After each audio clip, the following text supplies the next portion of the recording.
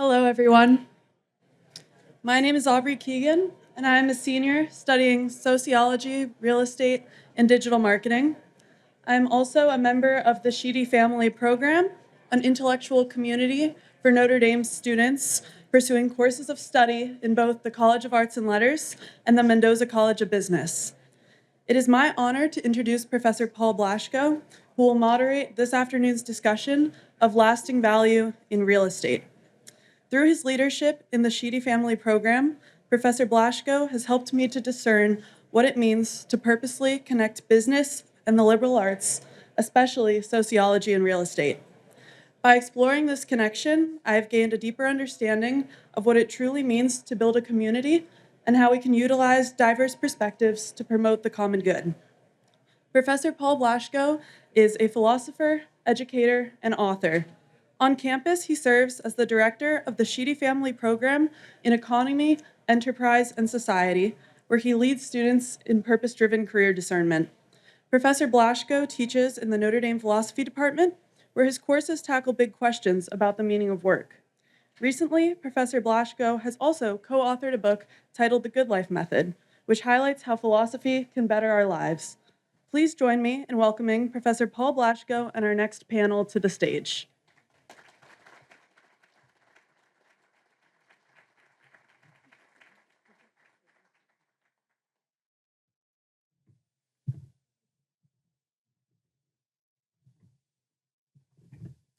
All right. Thanks so much, Aubrey. One of our standout Sheedy students in the program. So grateful for the introduction. Welcome, everybody. I'm joined today by three incredible panelists. Kelly Reagan Hickey is the Director of Formation at Francesco Collaborative, where she integrates Catholic social teaching with investment and economy through writing, community building, and conversation. She's also a community steward with the Catholic Impact Investing Collaborative. Holding degrees from both Yale and Mendoza College of Business, she's the co-author of Counting the Cost, Financial Decision-Making, Discipleship, and Christian Living, which applies Catholic social teaching principles to practical financial decisions. So welcome, Kelly, and thank you. Joe Nickol is the co-founder, principal, and development lead at Yard & Company, a nationally recognized cross-disciplinary design firm that's wholly focused on bringing places to life.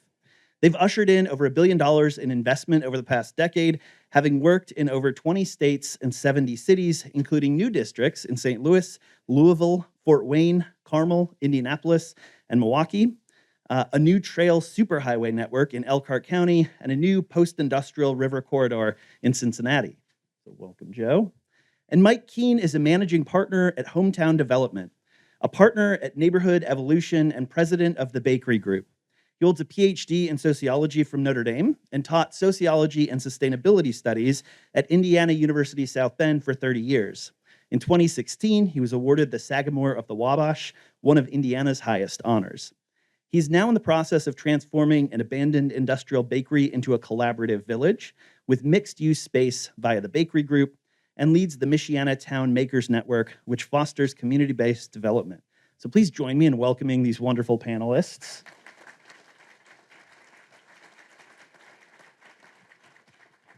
I gotta say, it's slightly intimidating as a philosopher to be on a panel with people in the real world doing real things. I love it. I mean, we do real things, we think. I want to give some opening comments. So I was really grateful to Maddie for having this idea for this panel and kind of helping us work up some of the thoughts for it. One of the main goals here is to showcase approaches to real estate, design, and development that sustain lasting value and create places that promote human dignity, community, well-being, and stewardship of the earth. So to that end, we want to use Catholic social teaching, CST, as a framework within which we can reimagine how we invest, build, and develop. This begs the question, what is Catholic social teaching? I have to admit that I felt a little bit embarrassed every time Catholic social teaching or CST came up when I first got here to campus. I did my PhD here. I was like, yes, CST, of course. Yes, we all know what that is. So if you're not as familiar with it, or if you're not familiar at all with it, don't worry about it. Here, I'm going to give you a couple of framing comments. So as a preliminary sketch, Let's think of Catholic social teaching, CST, as a collection of guiding norms or principles. So things like the dignity of the human person, solidarity, subsidiarity, the notion that decisions affecting individual lives and communities should in general be made by the people in those communities. Catholic social teaching is constituted and communicated primarily through a series of papal encyclicals dating all the way back to 1891, when Pope Leo, like the original Pope Leo, wrote Rerum Novarum. And it spans all the way to recent publications like our former Pope Francis's Laudato Si. These texts and commentary and scholarship on them seek to articulate a balanced approach to social challenges. Initially, Pope Leo was addressing social challenges related to the Industrial Revolution and numerous social and technological developments that have happened since then. All right, so with that background, I want to ask each of our panelists, and then I'm going to join you over here. I'll ask each of our panelists just this opening question. Can you tell us more about what you do and use an example from your own work of how you approach to create how you seek to create lasting value in places in ways that are aligned with this Catholic social teaching framework? Kelly, is it okay if we start with you? Yes, very happy to start. Can everyone hear me? I'm a bit of a mouse, so I can work on speaking up. But my name is Kelly Reagan Hickey. I'm the Director of Formation for the Francesco Collaborative. I also help to steward a community called the Catholic Impact Investing Collaborative. And with both of those hats, my role is largely an educator. I introduce and translate Catholic social teaching for particularly institutional investors who are interested in aligning their investment portfolios more deeply with their mission in the world. We work with a lot of congregations of women religious in particular. And through that work, we've landed on this idea that Catholic social teaching should invite us to have a different set of priorities than we might find in traditional financial logic. So through workshops, through in-person gatherings, through prayer, we've realized that we really need to cultivate a muscle through community to figure out what is it that we actually value. So that's what our work is focused on, is convening groups of investors to think more critically about those questions. In terms of lasting value and what we see, a lot of our work is about bringing case studies forward to groups of investors of different funds, different projects that might embody some different aspect of the way that we can make economic decisions. So we're inspired very deeply by the Economy of Francesco movement, which was launched by Pope Francis back in 2019, who invited us to embody different kinds of economic values in our decisions. And through those case studies, we really find that we're able to extend our moral imagination and see that there are investors, there are also fund managers, there are project managers who have very radical, very different commitments when it comes to what they most want to see happen in the world. So through those case studies, I think, Paul, I appreciate your comment about feeling the imposter syndrome in a room of practitioners and real estate professionals, as somebody who's focused mostly on Christian ethics. But through those case studies, I think Catholic social teaching can inform some of those decisions, particularly in themes of ownership and also how real estate projects are funded. Who gets to own what is built? That's a central, I think, theme of Catholic social teaching that we see starting with Rerum Novarum with Pope Leo XIII back in 1891. Who gets to be an owner? And Catholic social teaching really thinks about, we want to enable as many people as possible to be owners. So just a couple of case studies that have come up in our work. One is Resident-Owned Communities USA, which is a fund that allows particularly homeowners of manufactured homes to own their communities so that they make decisions about their land, they make decisions about their communities. Another is Chicago Trend, Lanier Richardson, which is right here close, I guess we're near Chicago in the Chicagoland area, which is focused on identifying and acquiring shopping centers in neighborhoods of Chicago and building power for communities, partnering with local communities so that they can become owners of those shopping centers. So it's ideas like this about who owns the projects that we're building, how can we enable as much ownership as possible across a diverse swath of individuals, and also thinking about what is the end purpose of our work as real estate developers.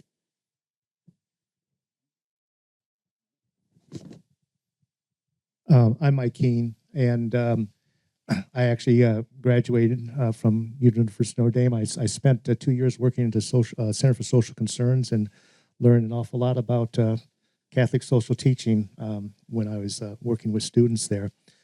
What I do is currently is incremental development in a neighborhood that used to be redlined and underserved.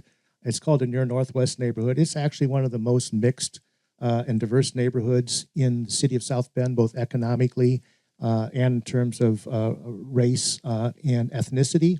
We have the highest concentration of PhDs in the county. We have the highest concentration of lead in the blood of children in the country. And that's something that South Bend was kind of known for about 5 years ago, and we're working on that.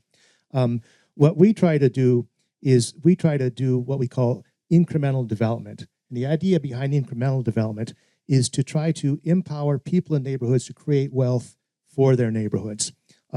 And each of us as incremental developers not only try to work what we call our own farms, and I'll talk about that a little bit longer, but we talk about creating an ecosystem. With a flywheel where we build our own capacities, and 7 years ago I was a professor who did not know what a pro forma was, so I've had a big learning curve. We also try to help build our farms by staying in the same place. My first project, I invested $180,000 in it. It only appraised at $150,000, and we only got 85% loan to value, so I got $136,000 out of it. If I'm a standard developer, flip or fix, and want to then move on, I'm bankrupt. I'm a formal developer. If I'm a farmer who stays in the same place for the last 7 years, I just sold that property for $230,000 to one of my tenants, and now I have another owner in the neighborhood. And then also contributing to building the ecosystem in your community. And when I first started, there were other people doing development and had some of these shared values, but I didn't know them, and they didn't know me, and most of all, the city didn't know us.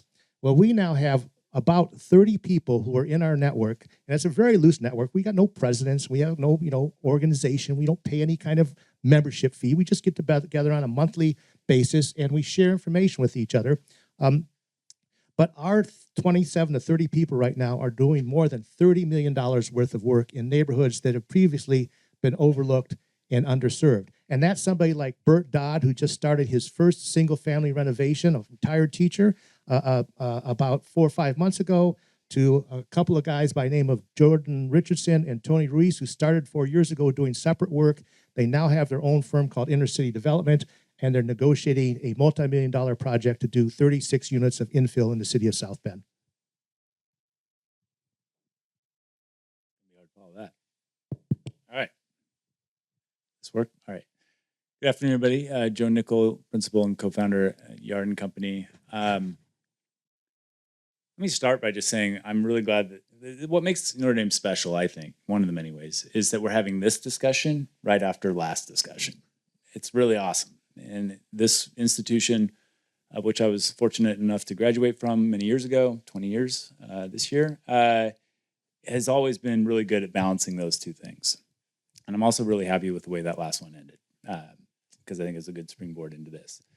A little bit about me. So I've got 3 young kids, so I'm really good at explaining what I do to a class of 3rd graders on bring your parent to school day or career day. And so I have gotten used to, because it's not always easy to describe what I do, saying I like to design and build cool places. You guys aren't 3rd graders, though. I can go maybe a step or two beyond that. So my background is in architecture. Yard & Company is a cross-disciplinary studio that really focuses on 5 different vertical disciplines and brings them together in a really interesting way on every project. So we have a planning studio. We have that focuses on comprehensive planning issues that cities mostly are facing, from citywide down to corridors and neighborhoods. Site design and development services, that's the division I lead. So that's working with a lot of private firms on figuring out how to make the highest and best use of the property they control. We have a place branding and storytelling studio that does everything from how do you talk about a place to doing full-length feature films about place to share that story to a broad audience. An experience studio that talks about how that brand and identity is felt in a very human way when you walk around or live or visit a place. And then kind of growing out of a selfish desire to have more impact on our work, we started an operations studio that really trains and works with everything from community members to help them organize to existing what we call place-based organizations that manage, oversee, curate, advocate, fundraise, and help grow communities. Everything, we've been around for about 10 years. We're based in Cincinnati. We also have an Oklahoma City office. We kind of got founded along the idea that we can't keep building cities and neighborhoods and even buildings the way we have been over the past 100 years. That if we don't change the way that places change, that we're going to be in a world of hurt. And so everything that we do is really about kind of confirming and challenging ourselves to do better, to be more inclusive, more equitable, focus on wealth building, and making sure that the types of cities that we're building are the best reflections of ourselves. And I think it was James that said what his hope for the future of cities were, regardless of what technology is underpinning them, and I would share in that. So I'm really looking forward to this conversation. I think it's a fantastic panel and should be a good day. So the plan is that we're going to take this in kind of 3 different parts. And each of the sections, I've got some questions prepared for each of the panelists. But if any of the other panelists want to weigh in, or if you've got thoughts in any of these parts, feel free. And then we'll end with some big picture reflections.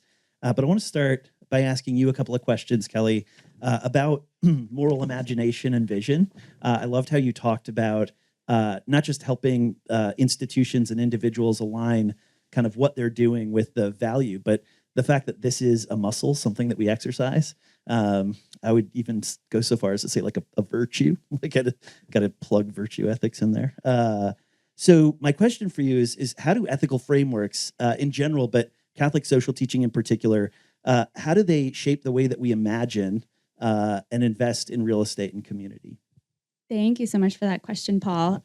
I think at the outset, it's really important to recognize that regardless of whether or not we know it or we're intentional about it, we are operating under some kind of ethical or moral or value framework. And there's a brilliant political philosopher that I adore at Harvard, Michael Sandel. He has a book called What Money Can't Buy, which has been deeply formative for me. And in that book, he argues that we've transitioned from having a market economy to being a market society, that the market has really become our default moral framework. And in that book, he writes that there are non-market values that market values have displaced. And the non-market values are really worth caring about. So when I think about the ethical framework of the market, so many of the pressures that are very real that I think developers, business people in general face are how do I minimize risk? How do I maximize return? And that really becomes the framework through which we're making economic decisions. And I think Catholic social teaching really calls us and invites us to wrestle with that and to think about what is a different framework, or thinking about if we have an ontological end or if we have a faith commitment that we're very serious about, that will invite us into a different set of questions. And I think Catholic social teaching really is a theology. It's a way of living a faith in the world. It's a way of living the Catholic faith in the world. And so it offers us, I think, normative reference points. It offers us a theology that helps us to think more critically about what it is that we value, what it is that we seek when we're making decisions. So, for example, I think two of the principles, there are many principles of Catholic social teaching. I think everybody argues about what the correct list is. But the common good, for example, the common good really asks us to think about how can human beings flourish as individuals alongside community flourishing? So holding individual community flourishing together, which I think is a perennial challenge in real estate of how can I meet the needs of a person or a family alongside a community. I think another value or principle of Catholic social teaching is the preferential option for the poor, which asks us who benefits from this project, who benefits from the decisions that we're making. And I think Catholic social teaching just invites us to ask more meaningful questions beyond return or beyond risk. Thank you so much. I love that book as well, the Michael Sandel book. And there's another one that I'll recommend if people like that one by the Skidelskis. It's a father-son academic group. And it's called How Much Is Enough? It's very much kind of in line with Sandel's take. So let me ask you, in Counting the Cost, the book that you co-authored with Clemens Sedmak here, at Notre Dame. You connect Catholic social teaching with finance, that's suggesting that because decisions about money reflect our moral values, budgeting can be a form of discipleship. Can you explain how that might translate into real estate decisions or development priorities? Yes, thank you, Paul. Budgeting and religion. At first, when that topic was breached, I thought I might pass on that, but it's fascinating. And for that book project, our tagline is "Don't tell me what you value, but show me your budget, and I will tell you what you value."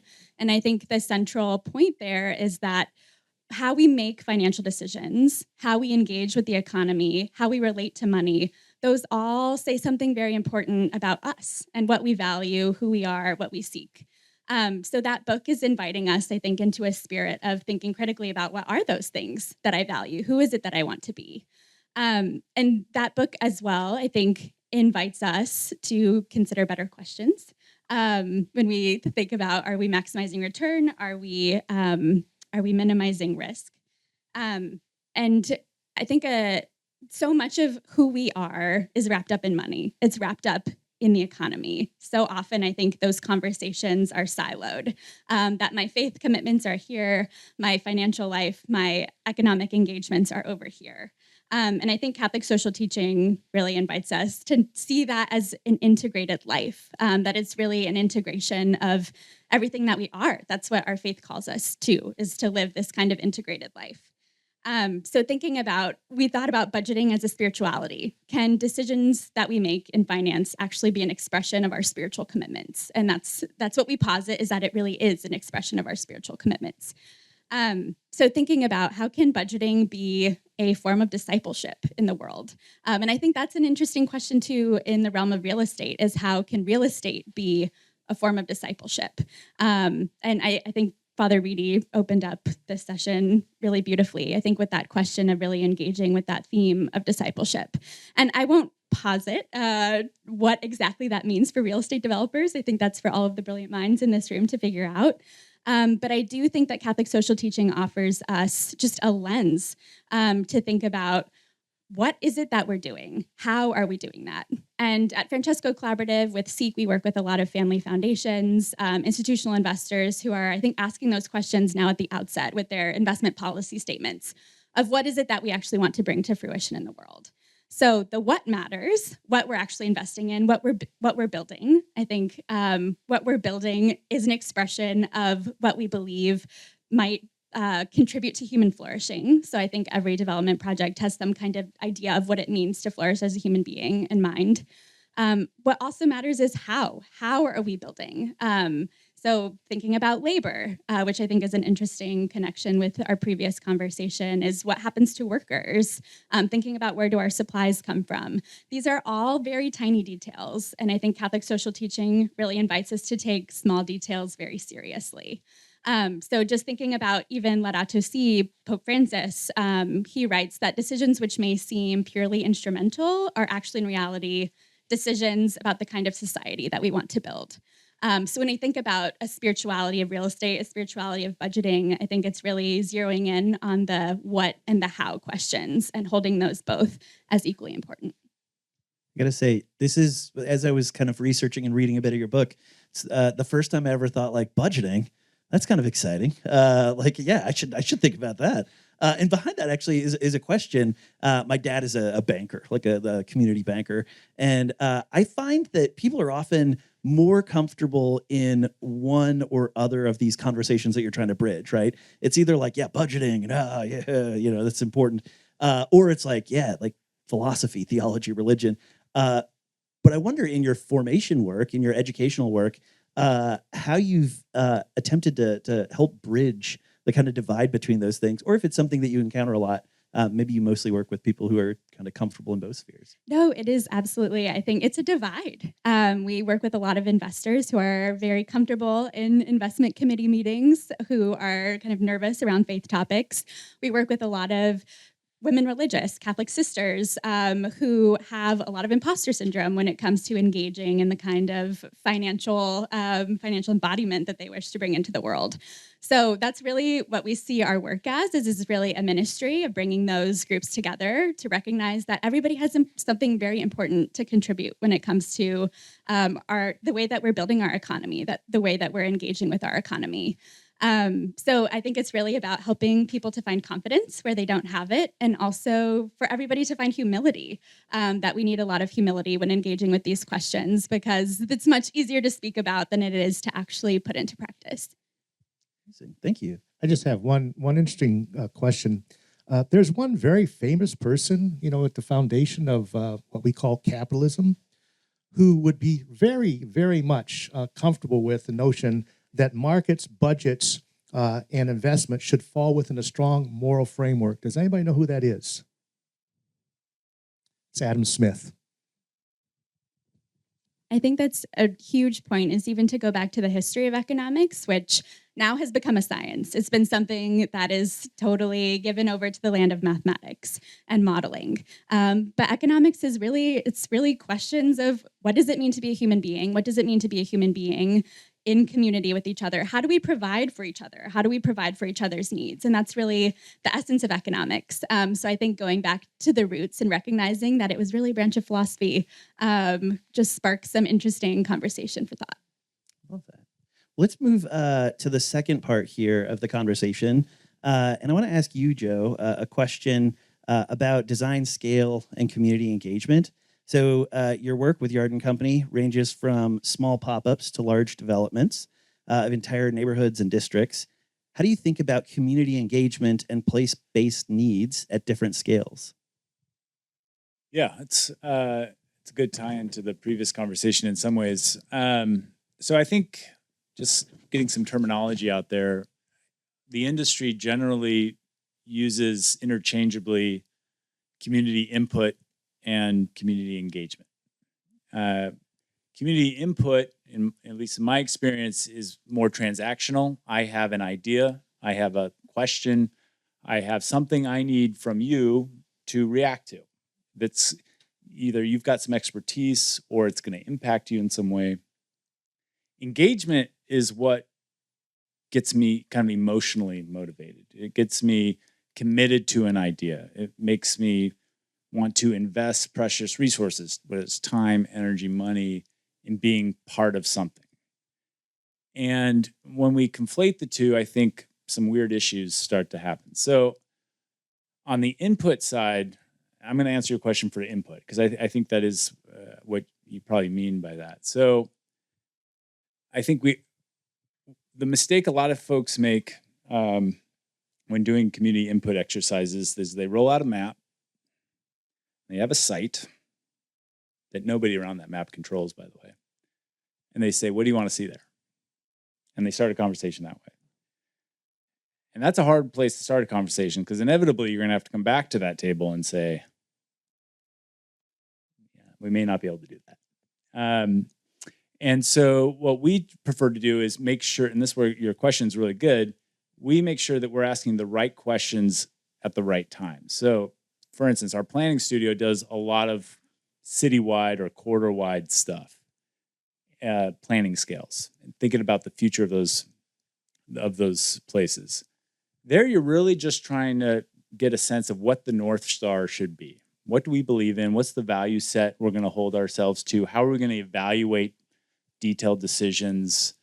What do we care about as a community? What's our kind of shared identity, shared culture that's important to us to not lose? What are some things that do have to change? What are things that absolutely cannot change, or we'll lose our sense of purpose, our sense of self-worth?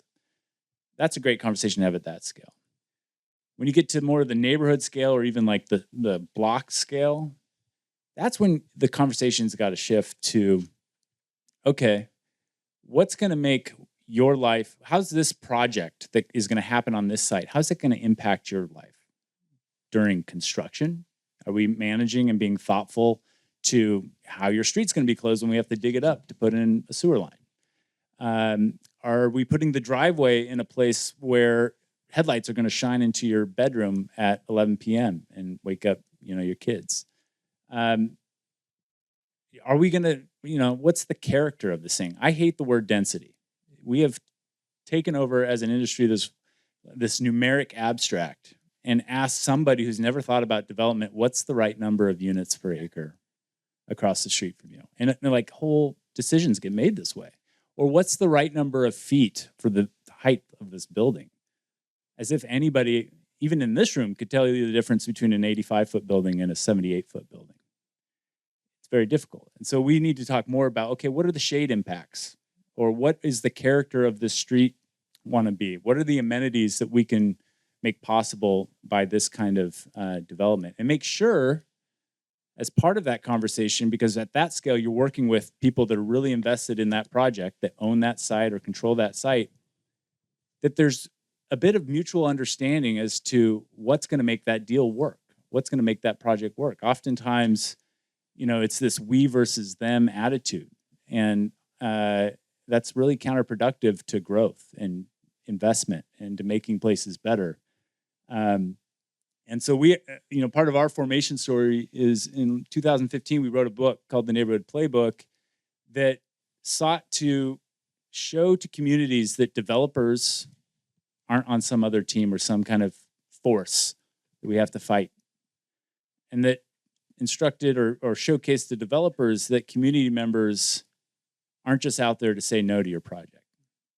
And it kind of meets in the middle and kind of convenes around this idea that there really is a shared process by which we can both get what we need out of this and make it a more productive outcome. I'm wondering how the scale of the development projects impacts this as well. Like as projects get bigger, I imagine it's just harder to communicate, move between folks who will be impacted in different ways. Wondering what strategies do you guys employ, especially as the development sort of gets larger in scale, to try to get around those obstacles? Well, this is where my neighbor to my left really is going to have a lot of good insights, I think, as an incremental developer. Because I think a lot of the ways that big development happens, part of this is out of necessity, but if you take it from like the city's perspective, and they want to see big change, they'd almost rather see, if anybody's from a city here, push back on this if you don't feel the same way, but they oftentimes just want to wait around for the big mega catalytic project and see nothing on a site for even 10 years, waiting for that perfect moonshot to just, bestow itself on that site.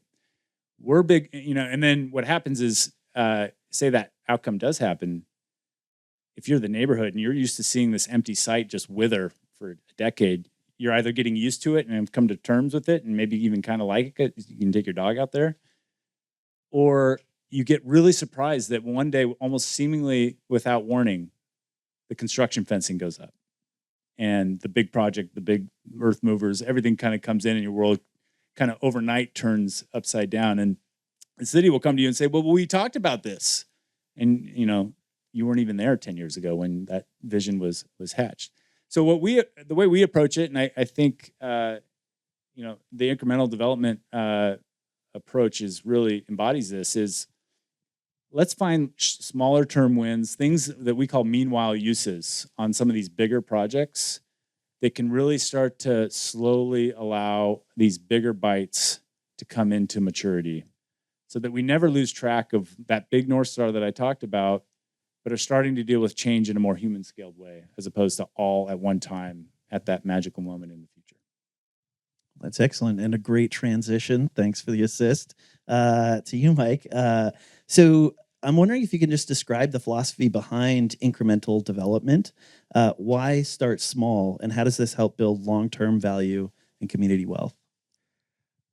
I think there's probably two answers to that. One is we have a concept we call the flywheel.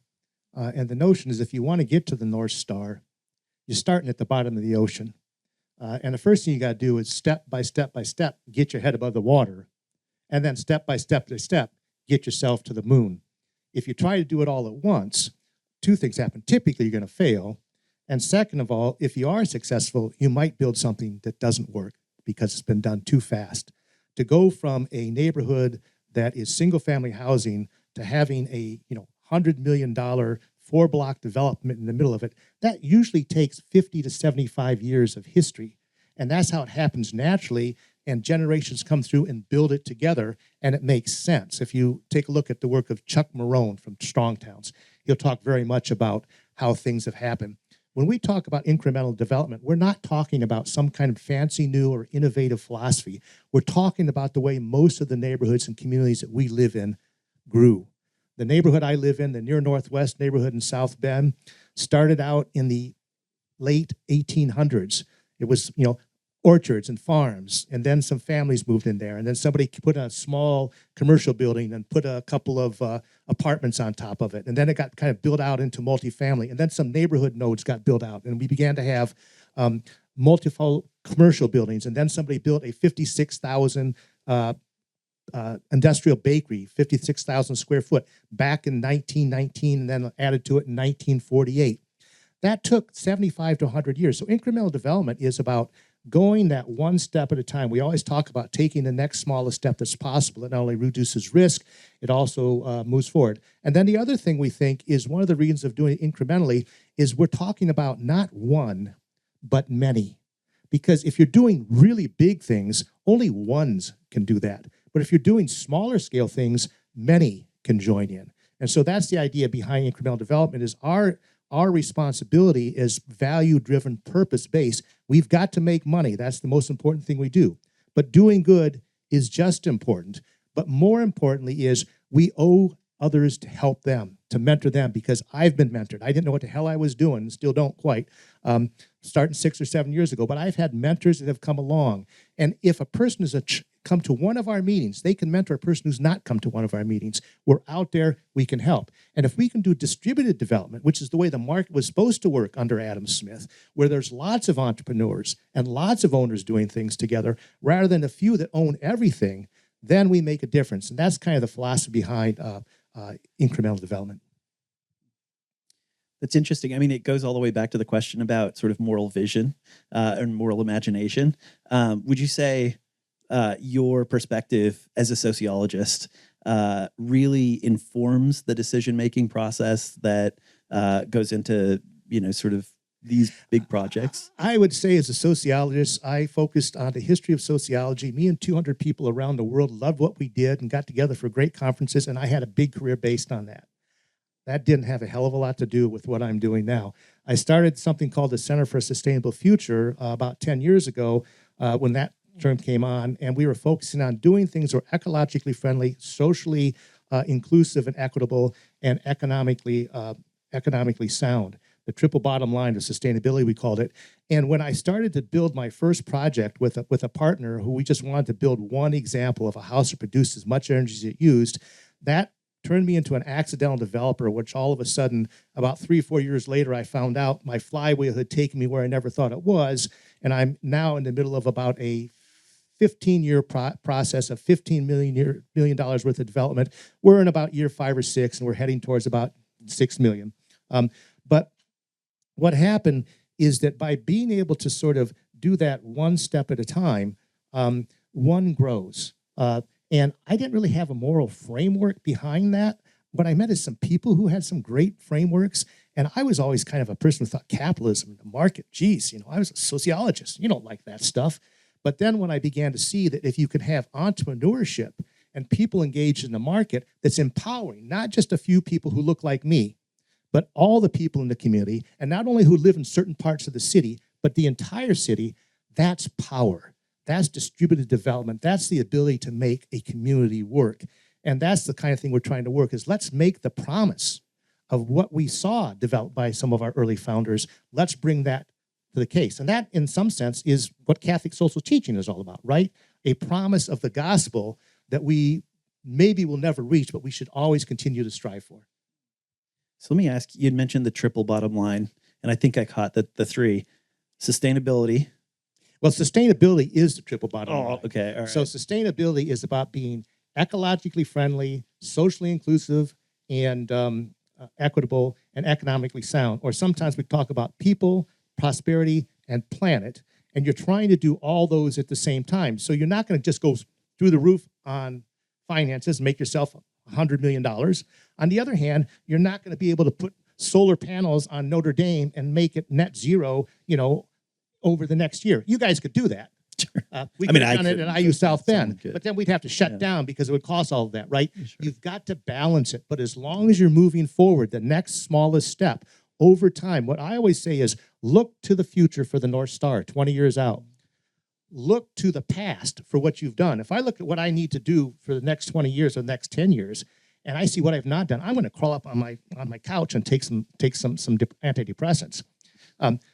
But my goal is to, my partner and my goal is really small. We're trying to change how America builds. Okay. But if we look back over the last 7 years, oh my God, what we've done in our neighborhood is amazing. And we've actually pioneered a building system that's making a difference. It's not the only one, but it's a good one. And then look to the next 6 weeks to, 4 or 5 months for what you do. It's great. So let me open it up to the whole panel. I want to ask about trade-offs and tensions. So do you think that tensions between, say, profit and people, as you were saying a second ago, and or planet, or between institutional capital and local vision, are these just inevitable tensions that arise? And how do we navigate them when they do, especially in light of the sort of moral framework that we've been talking about here?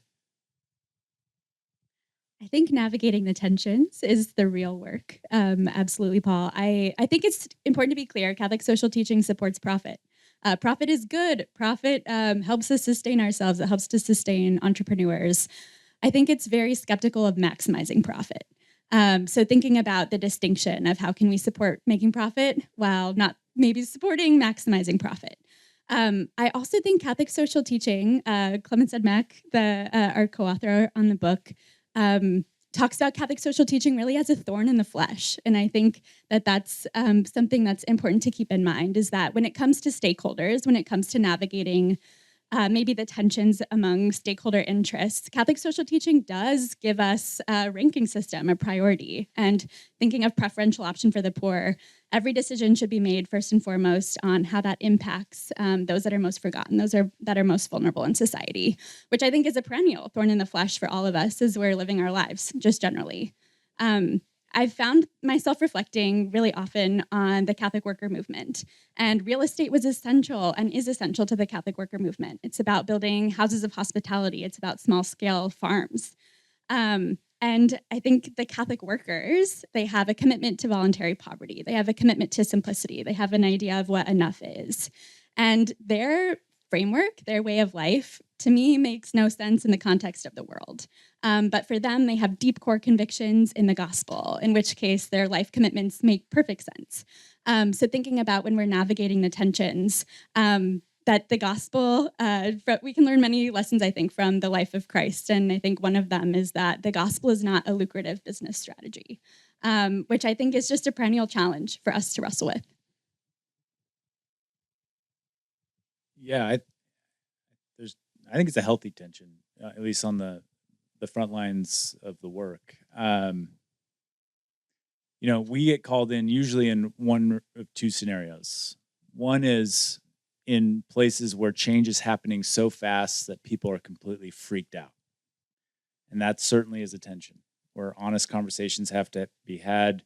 We have to work doubly hard to make sure that folks that are being negatively impacted by that pace of change are not only taken care of, but are able to participate in that change. But I want to talk about another tension too that maybe doesn't get as much attention, and that is the tension of living in a place where no money is coming. And that's just as inequitable as somebody getting displaced. And so we work in a lot of places that are low demand, usually by design, because they've been redlined. The appraisal industry is saying that it's not worth to invest there. Policymakers are saying this is the area where all our deeply subsidized low-income housing should be, and we're not going to invest in it as a public strategy. So a lot of our work is to work with those most impacted on the front lines in those communities and say, how do we attract the market back?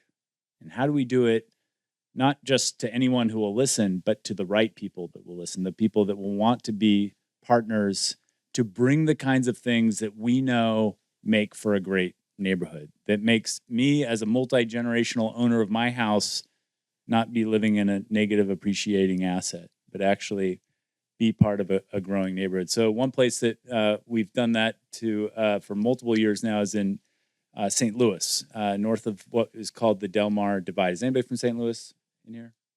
All right, we got one. So you know what the Del Mar Divide is. And this is an area where the same house, literally 150 feet away from each other, can appraise for about $600,000 less. And it's just because of who that owner is and where that owner's house happens to be located. And this is not like a historical fact. This is a 2025 fact. And so all the policymakers have been saying that north of the Del Mar Divide, you do not go if you're building a house, if you're investing. And we've been working really hard with that group in one particular neighborhood in the West End to change that, not only that narrative, but to make sure that the outcome that does happen when we are successful, and we will be successful, is one where they will have a seat at the table. They will benefit from that change. They will be part of that change. And it's going to be a kick-ass place to live once again, like it was many generations ago. So, Yeah. I mean, I've experienced many of the things that Joe's talking about in my neighborhood, just, a few blocks from here. We had a house that was underappraised, and I think it's because a appraiser from a small town came to our neighborhood, probably saw a black person walk by, and said that our neighborhood was a neighborhood in decline, even though the last 5 years we had had a 5% increase in housing values in that same area. So this stuff is real. It is happening now. I don't think there has to be the same kind of strong tension that we see between profit and people and institutional capital and local vision, right, as we do right now. But I think we're at a place in our society and with our values and where our social, cultural, and economic place is taken historically that we're at a pretty strong point for that. And what I'd like to hope is that we can find a way to move beyond that, to sort of back off a bit. And again, I think whatever your moral framework happens to be, the moral framework of Catholic social teaching, if you take a look at it, it's one shared by virtually every religion in the world, some form of that. And those people who don't happen to have a faith, but have a sort of ethical sensibility, have a sensibility. And maybe one easy way to put, just let's be decent to everybody. And let's make sure everybody, has a decent life. They're fed, they're educated, they have shelter, they have health care. We can do that. We have the resources to do that if we're not having some people fly themselves and their friends to the moon, and 50% of our society does not have any wealth whatsoever. That's just not a good social economic system that has taken any form of social teachings seriously. And yet that's the kind of thing that a place like this university and the people in this room, and I see people more and more doing that. I actually am hopeful because I see more of us thinking about this than I did 15 or 20 years ago. There are groups all over the country in every town having conversations with this, and we just need to keep them up, and we need to get out there and do it. All right, so we did start a little bit late. Do we have time for one last question? No, we don't have time for one last question. So with that, I want to say thank you so much to the panel. Thank you.